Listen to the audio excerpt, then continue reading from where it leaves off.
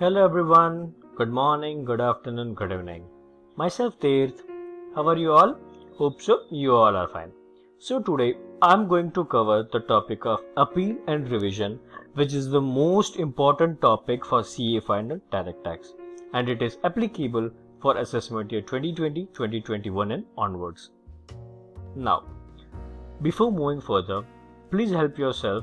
The notes of this topic is already provided in the description column below.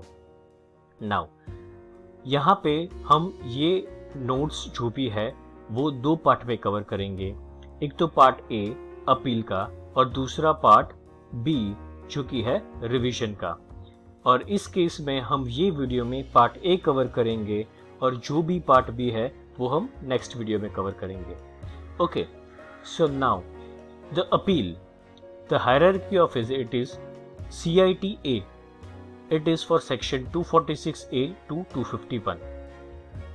In case of CIT A, if any order of assessment is passed by assessing officer under section 143(3), 144, 147 or 153A, or any intimation is passed under section 143(1), 200A, 206CB, or any rectification order under section 154 or any other order of AO, then in that case we can appeal against such orders to CIT Appeal.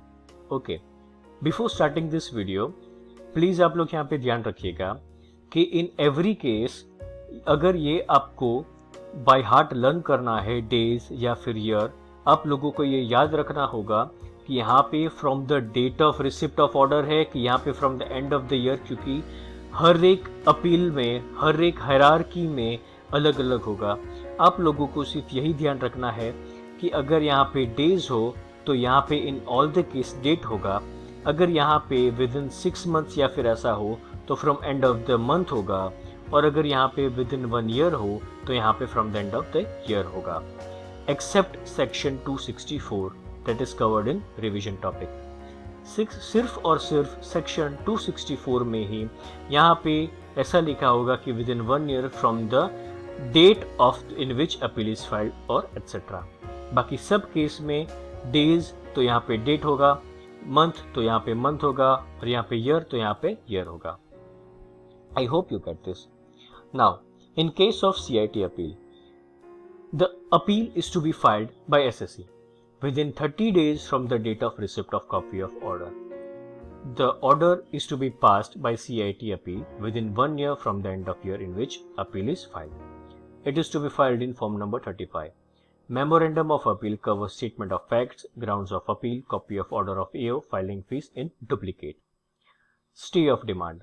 If appellant wants to demand to be stayed, then he can file application under section 226 to AO. And he can file application to appellate authority before whom the appeal is pending. All the appellate authorities have the inherent powers to grant stay. Second point, IT-80. It covers for section 252 to 255. Appeal to IT-80 is to be filed by SSE or AO within 60 days from the date of receipt of copy of order. The order by IT-80 is to be passed within 4 years from the end of the year in which appeal is filed.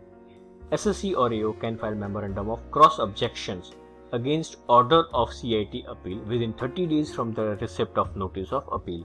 In such case, no filing fee is required for filing such objection. Appeal is to be filed in form 36. Memorandum of appeal covers statement of facts, grounds of appeal, copy of order of AO, filing fees in triplicate. Generally, appeal it is to be heard by division bench of 2 members, 1 judicial members and 1 accountant member respectively. But if the total income of SSE is up to 50 lakhs, then appeal can be heard by single member only. In that case, decision at the IT-80 shall be taken by majority. If any members differ at any point, then they shall refer the point to president, and the president shall refer the case to be heard by another member. And after that, the decision is to be taken by the majority. Orders that can be appealed against CIT appeal, that is order of CIT appeal, order of AO passed on the basis of direction DRP under section 144C, that is dispute resolution panel. Revision order under section 263. Please keep in mind that order under section 264 can never be appealed. Order of AO passed with approval of CIT or PCIT under section 144B, that is best judgment assessment. And fifth, any other order of CIT or CCIT or DIT or DGIT passed. Stay of demand. Appellant can apply for stay of demand. ITAT on the satisfaction can grant stay of demand for maximum 180 days. If ITAT fails to give judgment within such 180 days and such delay is not due to the SSE, then ITAT can extend total stay period not more than 365 days. इसका मतलब यह है कि अगर appellate ने stay of demand के लिए apply किया और ITAT उससे सेटिस्फाई हो जाती है तो वो मैक्स टू मैक्स 180 डेज के लिए डिमांड को स्टे कर सकती है. Then if ITAT fails to give judgment within such 180 days then and such delay is also not due to the SSE, then ITAT can extend the total stay period not more than 365. It means 180 days plus 185 days equals to maximum 365 days. I hope you're getting this. Difference between the power of CIT appeal and ITAT. आप लोग यहाँ पे देख सकते हैं कि ये 4 case में ही CIT appeal और ITAT के पास यहाँ पे पावर नहीं है, बाकी सब केस में CIT appeal और ITAT के पास पावर है. Power to set aside and refer back to AO for fresh assessment, CIT के पास पावर नहीं है, ITAT के पास है.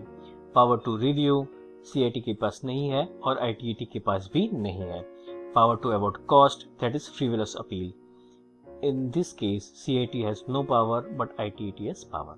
Power to enhance assessment, in this case, CIT has the power but ITAT don't have a power. And in all such below case, all CIT and ITAT both have the power. That is, power to reduce or confirm the assessment, power to condone delay, power to make inquiries, power to rectification of mistake, power to admit additional grounds of appeal, power to admit additional evidence, power to grant stay, power to reject appeal. In such case, CIT and ITAT both have the power. Now, CIT appeal can admit additional evidence in following cases. If SSE has produced evidence but AO rejected. If AO demanded such evidence but SSE could not produce for sufficient cause. If AO didn't demand such evidence and it was relevant but SSE could not produce for sufficient cause. And AO completed the assessment without giving sufficient opportunity to produce such evidence. Second, ITAT can admit additional evidence in following cases. Income tax authorities completed the assessment without giving sufficient opportunity to produce such evidence. ITAT requires production of additional evidence or documents to enable it to pass its order. Next, appeal filing fees. When filing the appeal to CIT or ITAT, if the assessed income is up to 1 lakh, then the filing fee would be 250 rupees or 500 rupees. If assessed income is more than 1 lakh up to 2 lakhs, then 500, 1500. And if the assessment income is more than 2 lakhs, then 1000 or 1% of the assessed income up to maximum 10,000 is the filing fees. In any other case, the filing fee would be 250, 500. Appeal filed by IT authorities to ITAT, there would be no filing fees. Filing of memorandum of cross objections to ITAT, there would be no filing fee. Application of stay of demand to ITAT, there would be 500 filing fee in case of ITAT. Next, appeal to High Court, section 260A and 260B. It is to be filed within 120 days only if there is a question of law against the order of ITAT. The Code of Civil Procedure 1908 is to be followed. High Court has the power to review its order. Appeal to Supreme Court, section 261-262. Appeal against High Court order. It is to be filed within 90 days. The Code of Civil Procedure 1908 is to be followed. Supreme Court has inherent power to review its order. Now, rectification of mistake. Section 154. It is very important section. Whenever any order is passed by AO or CIT or CIT, then if they find any mistake apparent on a record, then they on their own motion can pass the rectified order within 4 years from the end of the year in which order was passed. If the application is to be filed by SSE, then SSC need to file application within 4 years from the end of the year in which order sought to be rectified was passed. And assessing officer or CIT Appeal need to pass such rectified order within 6 months from the end of the month in which application is received. Next, section 254, it is ITAT rectification order.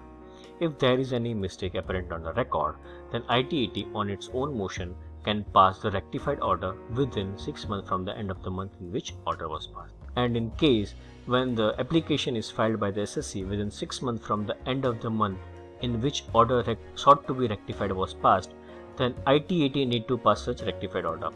But please note that there is no time limit given because order need to be passed on the basis of merits and not limitations. Now, here I am completing my part A. I would be completing my part B revision in the next video.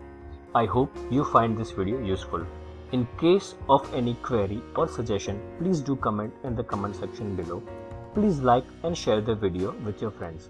Also, please do subscribe to my channel for more of such useful videos. Also, don't forget to click the bell icon to stay tuned and connected with us. You can also follow us on social media as per the link given in the description box. Thank you.